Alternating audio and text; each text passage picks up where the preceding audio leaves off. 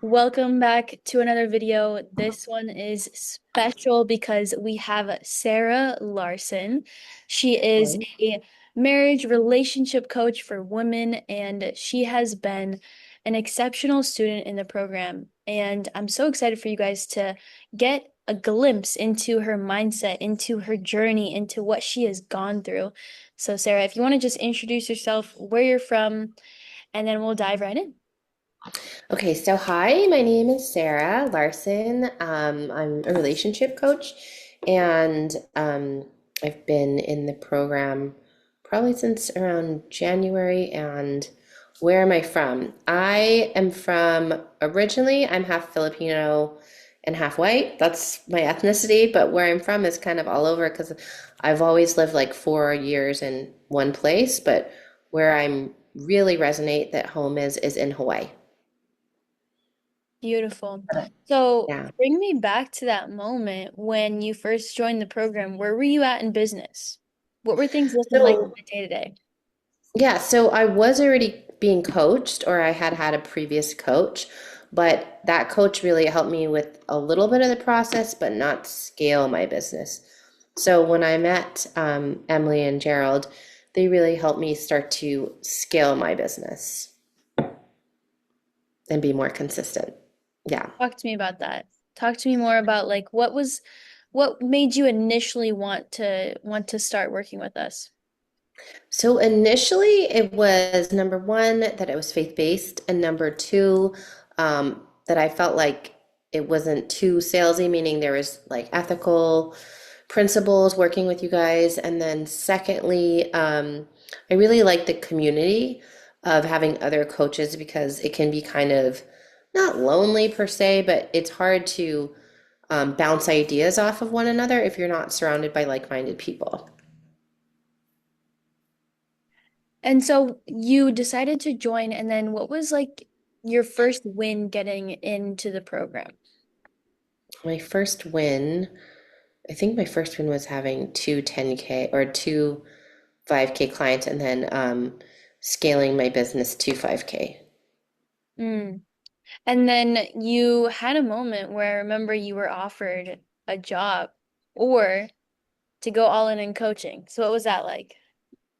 It was hard because it was tempting because they bumped me up from $41 to 45 and I was like, oh, that's a good deal. But I'm so glad that I have my life back and my freedom back and that I'm able to be creative from from my home and I can take breaks here and there and still help with, dinner or homework or folding laundry. But I really was at a place and point in my life where I had already worked with children doing therapy for so long, and worked with kids for so long that I was like, okay, I'm ready to try something different. How long is that like really long for you? My first job was working with kids when I was 18, and then I've literally been working with kids on and off probably for 20 years. Wow. What made Yeah. you want to go into relationship coaching? I feel like it's like therapy where it's one-on-one and it has that dynamic, but it's just I'm now working with women that have marital problems. I was also once in that, stuck in that um, mindset of the victim mindset, having problems in my relationship, and I wanted to share my story and share my resources of knowledge that it is possible to change with the right skill set for coaching. Yeah. Yeah. Because I know from your content, I've watched a lot of it and I've seen your journey online and you've shared pretty openly about your own relationship with your husband and you have three kids, right? hmm Yeah. Yep. I have a daughter and two And sons. yeah, and that's amazing. And so now you're stepping into like what it seems like what God is calling you into because there's just been such incredible breakthrough happening. Can you share with us like what is some of that looked like that breakthrough in the business in terms of like followers, clients, and income? So my followers have grown significantly. The income is great. What I would make per month, I don't even remember what it is, what it was per month, but now I make that in one day. So that's pretty neat. And sales is pretty interesting. It's really psychology based, and it's two factors I feel when you get into this field that people keep people at bay from, getting coached is the scarcity mindset and the fear mindset, and then also, is this going to work? And the financial objective. So if you can, conquer those four objections, and I now do that in my sales process, then it's a lot easier to sell to someone. Wow. When you said that you make what you used to make in a month in one day, like how much is that so people can really know? Okay, so if I did the math, I'm gonna look it up right now because I don't know what it is on the top, but let's just say I made $42 an hour times 40 after taxes. That's 1,430 per week times four. Yeah, that's about 5,720. So it's close when I sell a program at 5K to what I would make in 4 weeks. Wow. Wow. Yeah. What's been what's been a one of your biggest months since joining? It actually came after a stump, and I literally thought I was going to get three clients. So that would have been, so yesterday I sold one, the day before I sold one. So that would have been 9,000 from the two clients, and then I'm still waiting on another one to possibly get approved. So that would be another, I think she wanted to do my bi-weekly, so that would have been about 13,000 Is that for close to the that. last 30 days, like including September? No, that's literally from the last week. Oh, okay, Yeah. love it. What Yeah. about in September up until today? I closed another one as well. But it was a little bit of a slower month. Yeah, because right now it's October, right? So it was a little bit of a slower month, August and September, but I still closed two each month. Okay, got you. So in the past like 4 weeks, let's say you did two. So how much have you made in the past 4 weeks? I don't know specifically, I'd have to do the math, but just in this last 2 days, I have literally made, I don't know, 88,500. Yeah. Yeah. Then you still have like 5K coming. hmm Potentially, or I don't know if she's going to do the biweekly yet, but, and then Exactly. I still have three sales calls lined up. That's for this week. Okay, wow. Yeah. Praise But God. my, That's awesome. yeah, thank you. Yeah. But my goal always is it would be nice to just get to 10 clients per week. So, or not 10 clients, I'm sorry, 10 calls per week at least. We'll Yeah. get there. 10 clients. Yeah, that's 50K a week. Yeah, no, no, I don't need, yeah, that would be a little stressful, but yeah, I mean, it's getting to the point where I'm like, okay, I really need to do group now because Yeah. yeah, if I do that large, the people are signing up for that class that you wanted me to do, that master class, and that master class, um, I can't just, that would be too many clients to sign up for 5K, so I would probably need to do them for group and Yeah, get that. that's where we're heading for sure. Yeah, Beck just finished her challenge and she got 7 book calls for her new group program. So it's like you get an awesome. influx of clients and then they can all go on that journey together, which I think is really special when you have that group program. So I see that's where you're headed next for sure. Yeah, and it's still once a week, so it's actually more than people think that biweekly is great, but they're only getting 6 sessions. But if they do the group, they're still doing 12 sessions. It's just with other people, you Exactly. know. And then you buy back your time. You don't have That's to what I do really want. much Yeah. one-on-one. hmm And I think that's something I want to go into with you as well, Sarah, is in terms of buying back your time. So, what would you tell former Sarah before she got into the program about delegation, automation, elimination? Former Sarah used to get up at 4:30 in the morning to go to the 5 o'clock gym class, and then from the 5 to 6, I would make sure I was back by 6:15, get breakfast ready for my kids, drop my kids off at school by 7:45, get to work by 8:45. That was an hour away, and then be there until like 3 o'clock, and then come back at 4. So my time was just limited and burnt out. This is nice because I technically don't start my mornings till 10 a.m. Now because what I do is I drop my kids off by 8, then I go to the gym from 8:30 to 9:30, and then I come back and I start working, whether it's doing sessions with coaching or working on media or collaborating with my DM team. And you also mentioned, Sarah, when you started, you were like doing your DMs. Remember that? What was that Yeah. like? Getting someone into your DMs, having a closer. What did that feel like for you?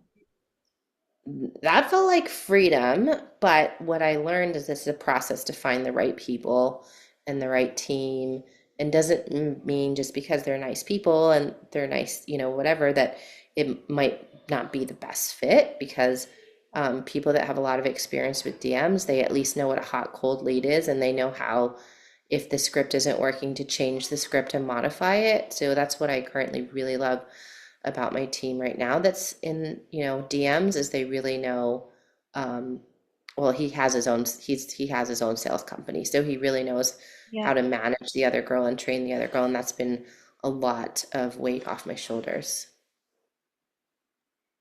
Yeah. Can you talk to us about like one of those moments in coaching? Because, we're doing a lot of like the highlights. So has there been a hard moment for you this past, like, In coaching, yeah.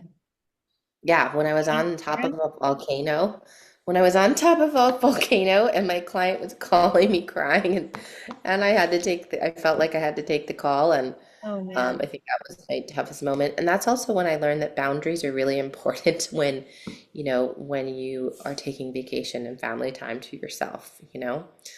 So now I have more boundaries because I don't have a former job, and because I have more time now. I'm not working on my weekends, so I was able to really buy back my time. And now I do Monday, Wednesday, Friday coaching, and then Tuesday, Thursday sales, and then Sunday evening I will take a couple sales calls too, because people are generally home and their weekend is done. And if they can't do Monday through or Tuesdays and Thursdays, I'll take them on Sundays. Yeah.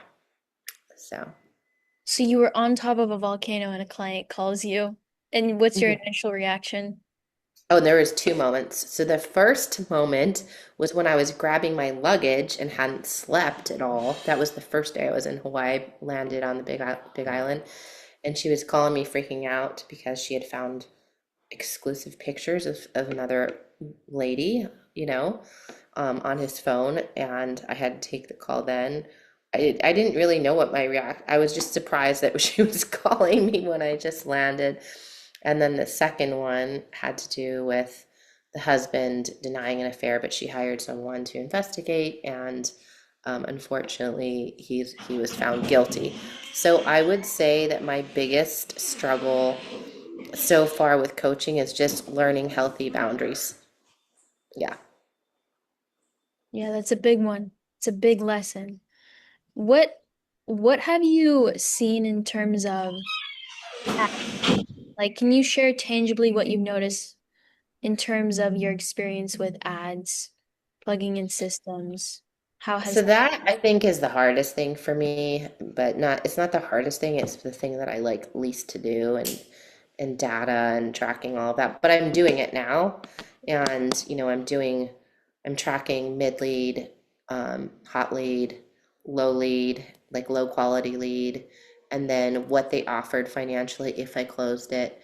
And then I'm also tracking like how many people now I'm taking calls per week.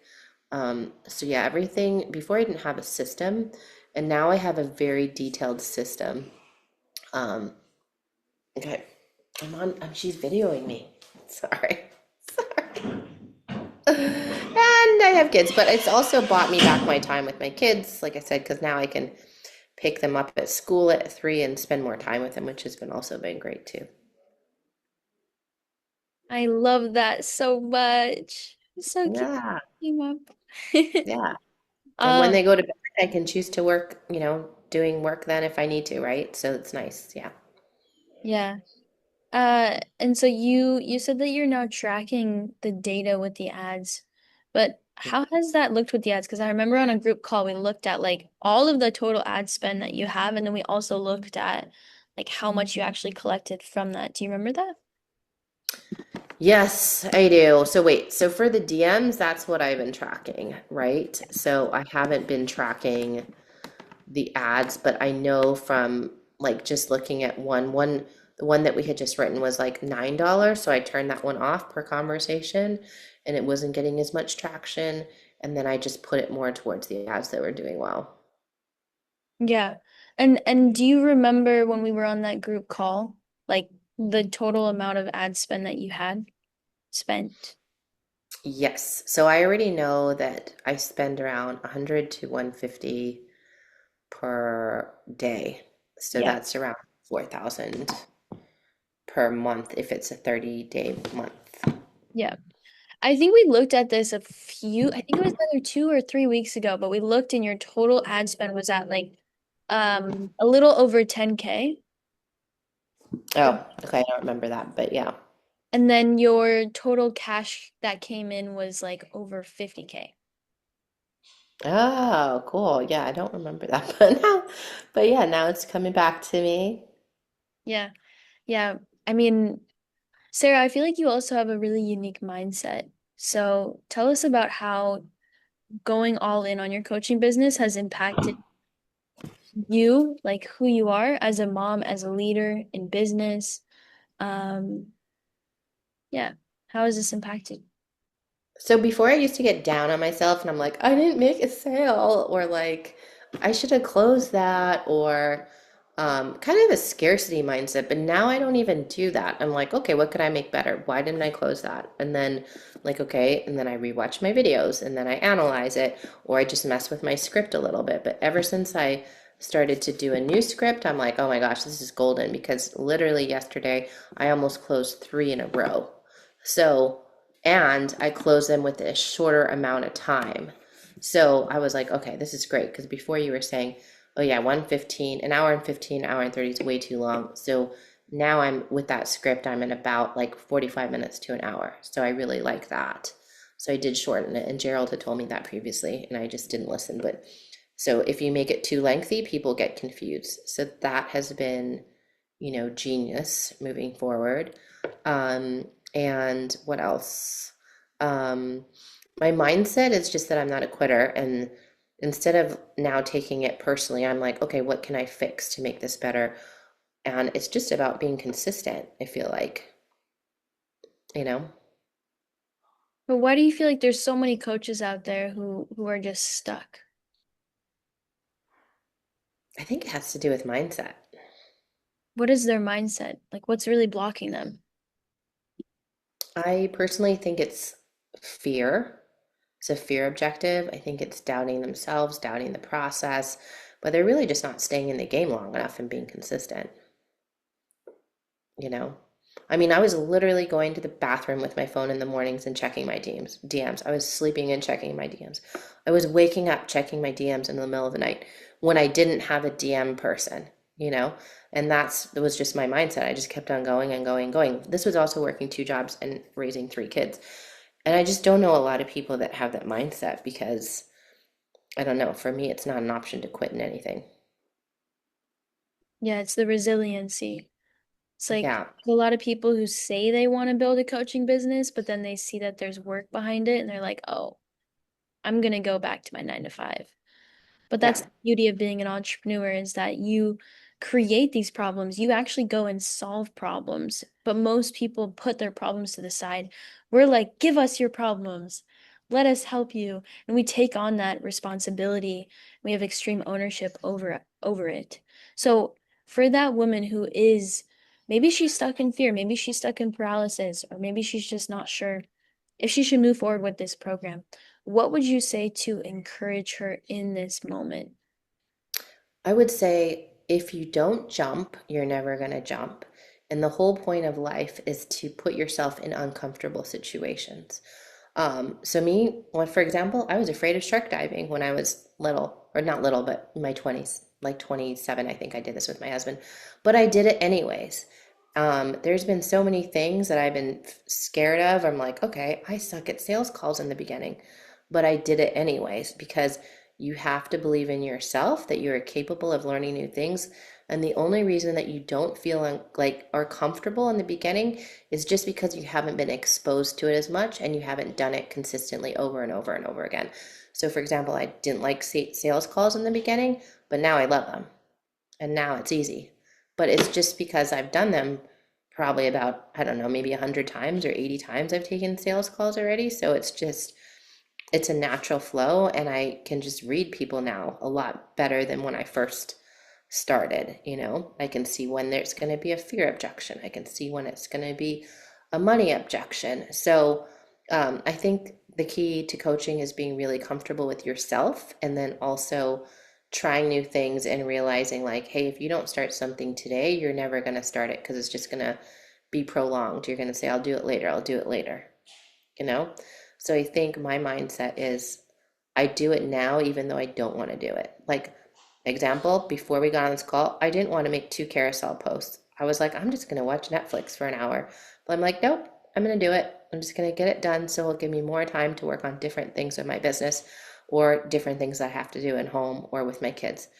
So I think that also learning to have a productive mindset is also very important. But the reason why I would say join this team and program is because number one, you have someone specifically helping with the sales and the marketing, and number two, you also have a different person helping you with the sales process and learning how to do a sales call. But then you also have a network of people to rely on, like you would be in a physical school, right? But you're on a school online, and I still talk to these people, not these people, but I talk to people like I know them already because it's such a close-knit community, right?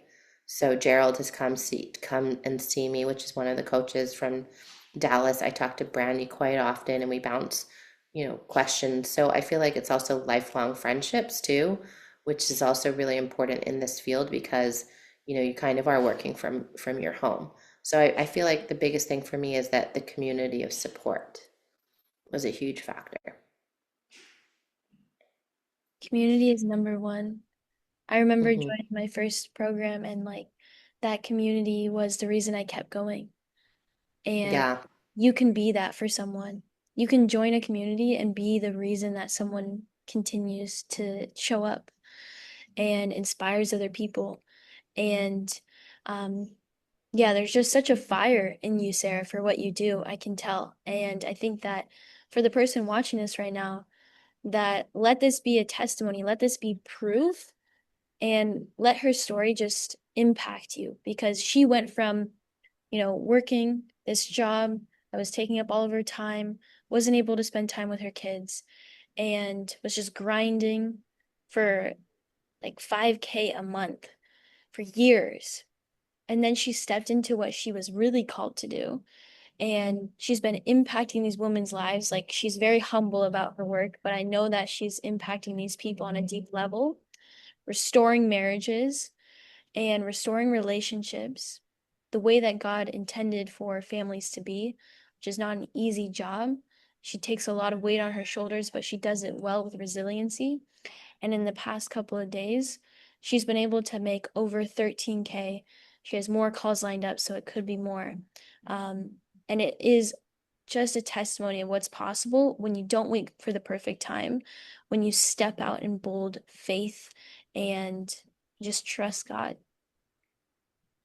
agreed. Yes. And ladies, there or gentlemen, whoever I'm, reaching right now, there is never a perfect time to start anything. I literally started this program when my dad was getting sick and my dad passed away. There's never going to be a good time to do it, but sometimes you just got to do it and say like, I want something different out of my life. I want more.